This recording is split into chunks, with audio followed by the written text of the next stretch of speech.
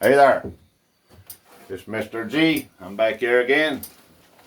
Got a little thing to tell y'all. I want to start off with these guys right here. They give me a pretty good boost. They really have. A lot of y'all have. And thumbs up to you, and I appreciate you. And everybody comments, I'll give you a shout out. I sure will. If you can hit that thumbs up, I appreciate that. And all the comments, you like to say, you leave a comment, I'll give you a shout out. Anyways, I was thinking about some different stuff there, you know. I was thinking about the way things change. It's a changing world, it really is.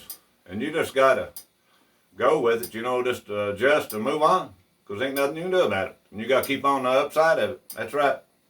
Keep on the upside. Just roll on with it. Ain't nothing you can do about it. Like when I was born, you know, say 30 years ago. Well, maybe a little longer. But anyhow, when a woman had a baby years back, a man didn't go in with her. I went in when mine was born, and I'm glad I did.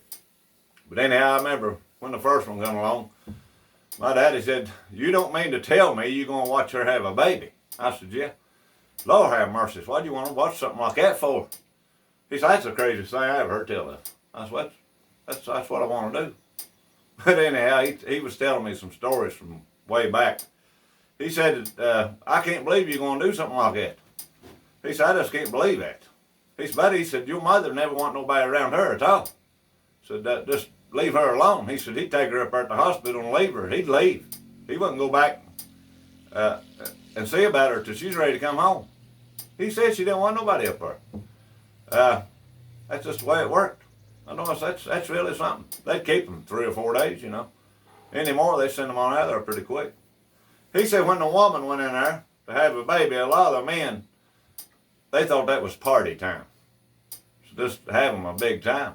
If they had any kids, they'd take them and leave them with a family member, and they just have them a big time, you know, especially if it's on a weekend and they didn't have to work.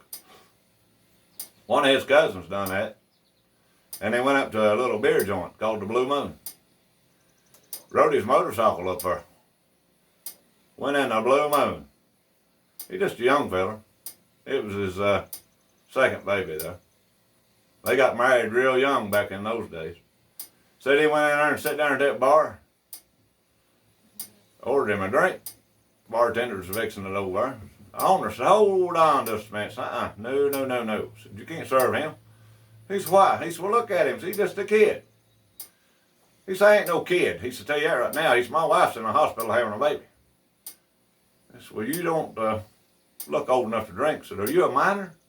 He said, "Lord, no." He said, "I work on a sawmill." That's something to think about right there. That actually did happen, that part right there did. It sure did. Anyhow, he said he's so nervous. Said he drunk him a little bit, and they told him, "You need to go on." So he didn't have no proof how old he was. Just go on down the road. He got on that motorcycle and see going down the road, so he done settled down, you know. So there's a rooster down there scratching around in the road. Just about dark. He parked that bike. He gonna get that rooster and eat him. He's gonna cook him. Build him up a fire, you know, what he had in mind. So he chased that rooster and chased that rooster. So it finally got nearly dark, and that rooster went to roost up in a tree. He went up there and got him down. Put him in a burlap sack and tied him on the back of that sissy bar on that bike and headed down the road. So the law come in behind him. Said he slowed down real slow. Actually going too slow, so the law got suspicious and pulled him over. So what are you riding so slow for? He said, "I didn't want to get no speeding ticket." He said, "What's in that sack there flopping around? What is that?" He said, "That's my supper." He said, "Well, whatever it is, it seems like something's alive." And I said, "What is that?" He said, "That's my supper." He said, "You been drinking?" "No, I ain't been drinking." He said, "I'm going to see what's in that sack." So he took a knife and he cut that sack, and that rooster come out of there. He said, "Where went my supper?" That rooster took off. He said, "Well, I'll tell you what."